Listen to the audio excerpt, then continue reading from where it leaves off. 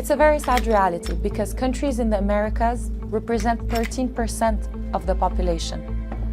But these same countries, they are responsible for 37% of homicides worldwide. Not only so, but 2/3 of those homicides in the Americas, they are committed using firearms.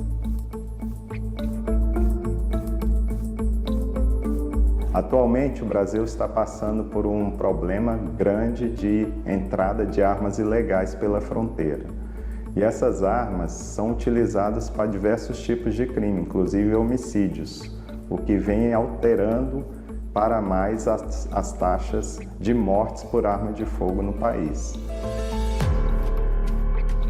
Armas constituyen violencia, son cuestiones importantísimas que llegan a la lucha a unirse. Es un ejemplo, Trigger es un ejemplo del establecimiento de una red internacional de lucha contra un mal que es el tráfico internacional de armas.